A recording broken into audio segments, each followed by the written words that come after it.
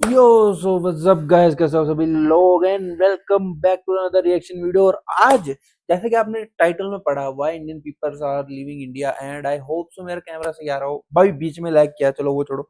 Why Indian people are leaving India, so मैं भी like I am curious about it. देखते हैं। To Harsh भाई के चैनल पे वीडियो है, मैं आपको स्क्रीन पे दिखा देता हूँ। अबे यार क्या, ये देखो ये वीडियो है भाई के चैनल पे, why Indians are quitting India. To Harsh भाई, ओरिजिनल वीडियो का लिंक मिल जाएगा डिस्क्रिप्शन में।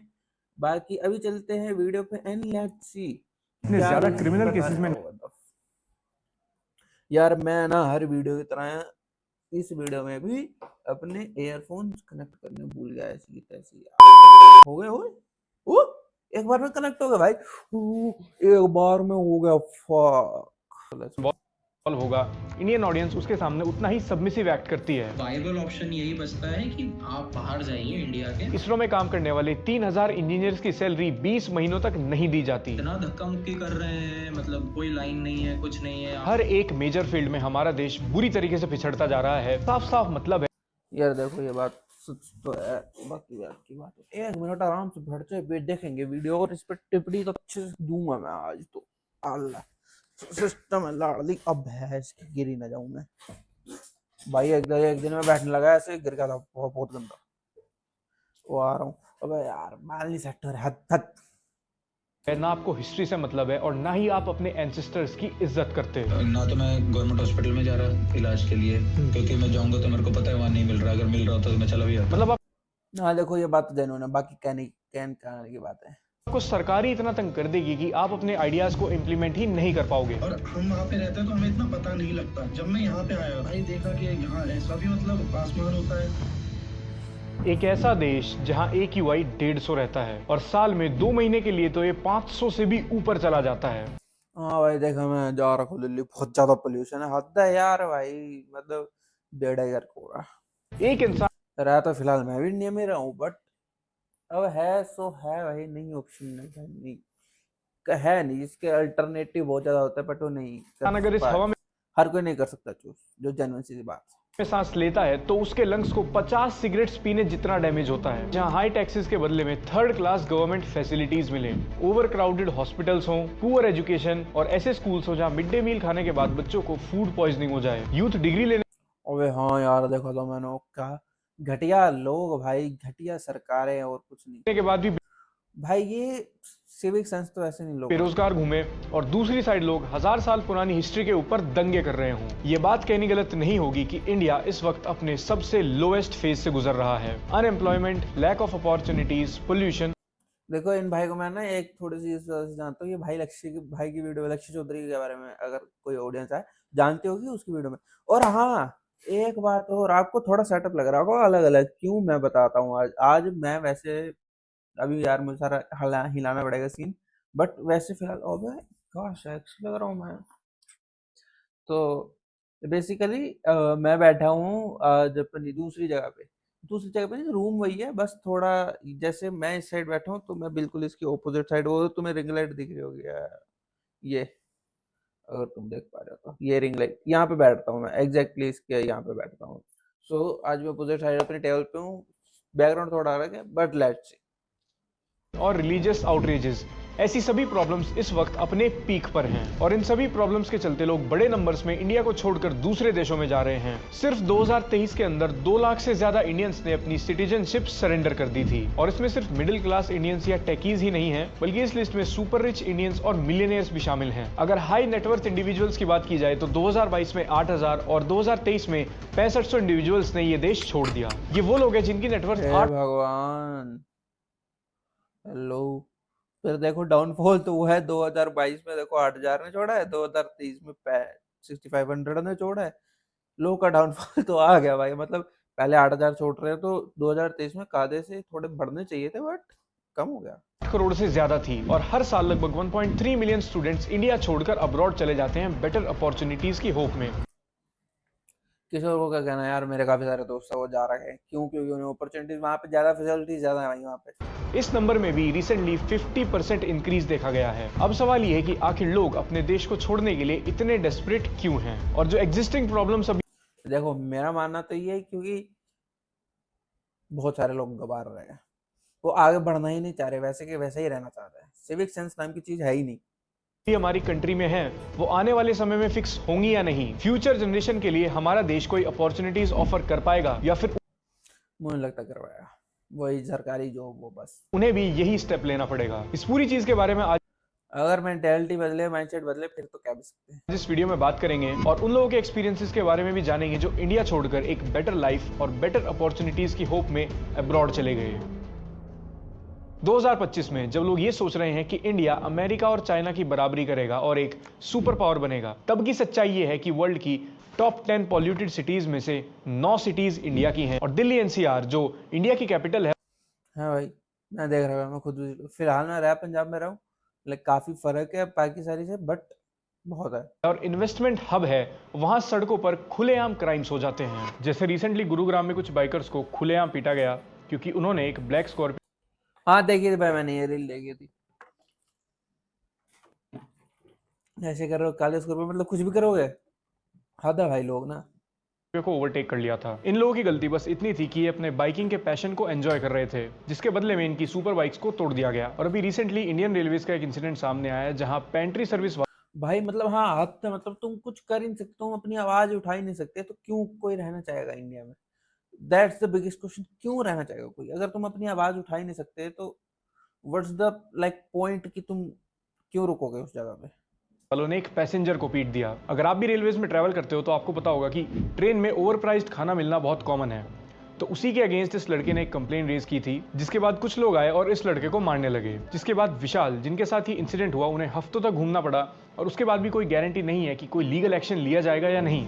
इस पर थोड़ा एक्शन जब इनिशिएट किया थोड़ा, हाँ वही कहने लगा था मैं, थोड़ा तो किया गया था, बट थोड़ा ही किया, ज्यादा किया नहीं है। गया जब ट्विटर पर इस वीडियो को ट्रैक्शन मिलना शुरू हुआ। एप्लीकेशन वगैरह 2 पेज की एप्लीकेशन लिख दी है। बाकी देखते हैं यार, इस कार्रवाई होती है इनके ऊपर या इस बार भी छोड़ दिया जाता है। इंडिया के अंदर लॉ एंड ऑर्डर इतना लीनियंट है, इसीलिए ऐसी हरकतें करते हुए लोग एक सेकंड थॉट भी नहीं देते। किसी को भी फिजिकली असॉल्ट करना या फिर अब्यूज करना एक बहुत कॉमन चीज बन चुकी है। जैसे कि मोहाली में भी अभिषेक स्वारंगर को भाई मैंने इतने सारे केस देख रखे, अब मुझे तो पता है क्या, मैं तो at the end of the point यही सोचता हूँ कि हर वक्त ना कैमरा लगा रखो, तभी तुम अपनी बेगुनाही को प्रूफ कर पाओगे, नहीं तो बेगुनाही को प्रूफ कर भी नहीं सकते।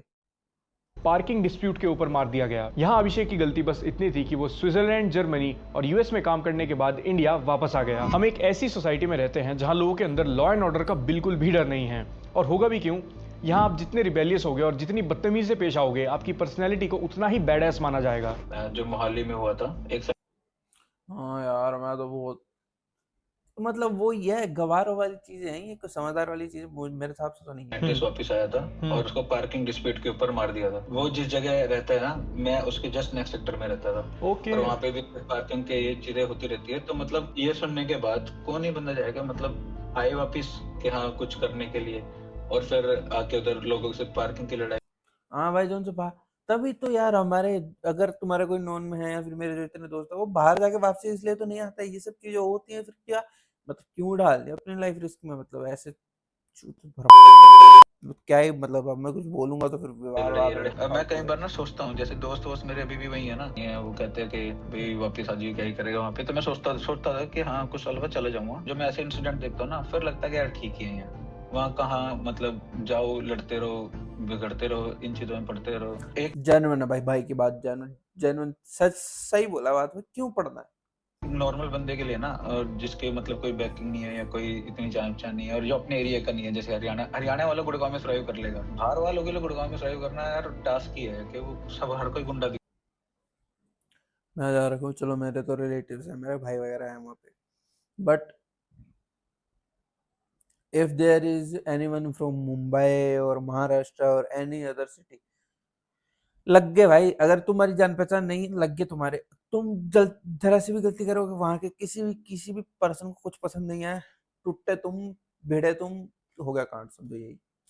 इंडिया से लोगों के माइग्रेट करने का एक बड़ा रीजन ईज ऑफ बिजनेस भी है। स्टार्टअप फाउंडर्स बार बार ये चीज मेंशन करते हैं कि इंडिया के अंदर कितनी कम ईज ऑफ बिजनेस है, जिसकी वजह से उन्हें हर एक चीज में स्ट्रगल फेस करना पड़ता है। इस डिजिटल एरा में जब ऑलरेडी इतना कंपटीशन एग्जिस्ट करता है, तो ईज ऑफ बिजनेस का ना होना बिजनेसमैन के लिए एक नाइटमेयर का काम करता है। आजकल हर एक बिजनेस की पहचान उसकी ऑनलाइन प्रेजेंस से होती है, लेकिन सोचो कि अगर आपको अपने बिजनेस के लिए एक वेबसाइट बनवानी हो, प्रमोशन फक, देखो मैंने अब थोड़ा स्किप कर दिया, लाइक काफी बोरिंग बोरिंग सा रहा था। तो लेट्स सी अब भाई अब क्या कह रहे हैं।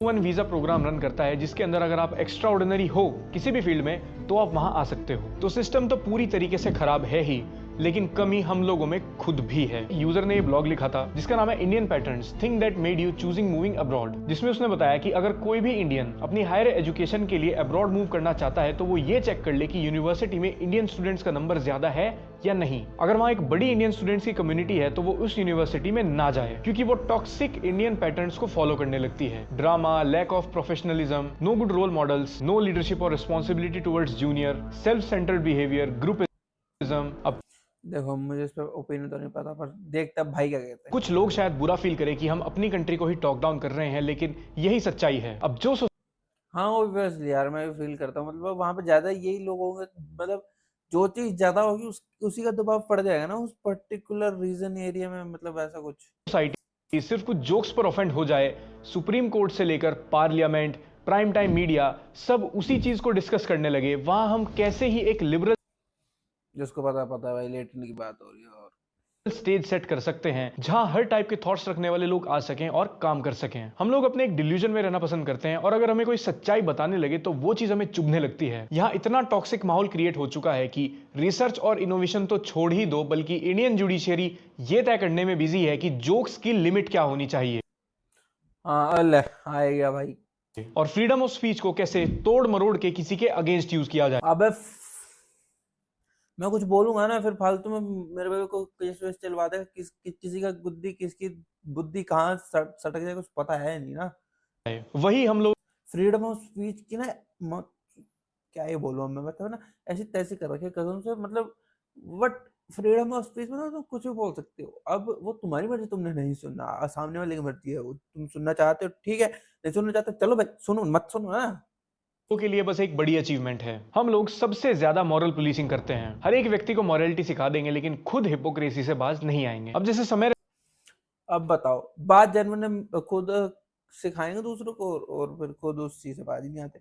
अब मेरा एक ना दोस्त हुआ करता था, उसने क्या किया, वो कहता भाई ऐसे ऐसे फेंकते नहीं है, और कुछ टाइम बाद चलती गाड़ी से कुछ, अब मैं यार तू मुझे सिखा रहा था ऐसे बाहर खुलने में फेंकते, और तू अब कहता भाई वो, अब मैं यार गधा ही है तू, रहेंगे भाई। रैना की कंट्रोवर्सी का एग्जांपल ले लो। ऑनरेबल जज का कहना था कि समय रैना जैसे लोगों के साथ हमें डील करना आता है, उन्हें पता होना चाहिए कि कोर्ट की ताकत क्या है। लेकिन इंडियन जुडिशरी ने यह ध्यान में नहीं रखा कि समय रैना और रणबीर अलाहाबादिया ने जो कुछ भी बोला था वो फ्रीडम ऑफ स्पीच में आता है, और साथ ही में वो जोक किसी भी तरीके के वायलेंस को प्रमोट करने के लिए नहीं बोला गया था। और लोग भी खुद यहाँ जुडिशरी की साइड ही थे। एक जोक से ऑफेंड होकर वो मॉरल पुलिसिंग करने लगे, लेकिन एक बात भूल गए कि सुप्रीम कोर्ट के अंदर 80,000 से ज्यादा केसेस। हाँ तो क्या गधा, मतलब देखो यार आई रिस्पेक्ट कि और भी बहुत सारे काम होते हैं, but what the hell things that you are taking seriously. मुझे नहीं पता मैं कितना सही हूँ या नहीं, मेरे पे क्या होने वाला है इस बात पे बोलने पे, अभी मुझे लगता है व्यूज भी नहीं आने वाले, बट फिर भी मतलब क्या हरकत है ये।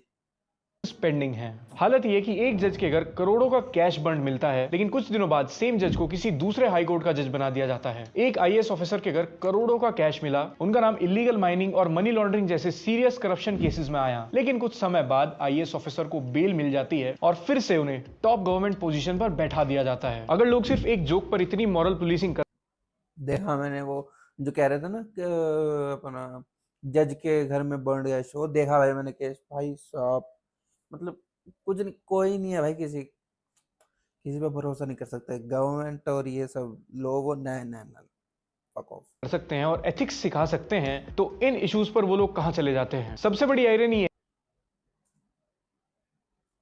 हम ऐसे लोगों को डिजर्व ओहो what the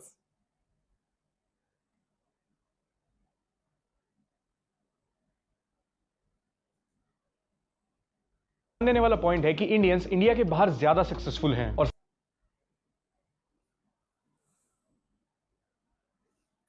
सो तो गाइस कैसे लगी वीडियो, आई होप सो आपको बढ़िया लगी हो, एंड पूरी वीडियो जाके भाई के चैनल पर चेकआउट कर लेना, लिंक दे दूंगा मैं डिस्क्रिप्शन में। और आज की वीडियो जो देता है, अगर मेरे रिएक्शन में मेरी टिप्पणी अच्छी लगी हो तो चैनल को सब्सक्राइब करते हुए जरूर जाना, कमेंट सेक्शन में अपना ओपिनियन जरूर कर देना। बाकी आज के लिए take care everybody and bye bye, अपना ध्यान रखो, लव यू ऑल।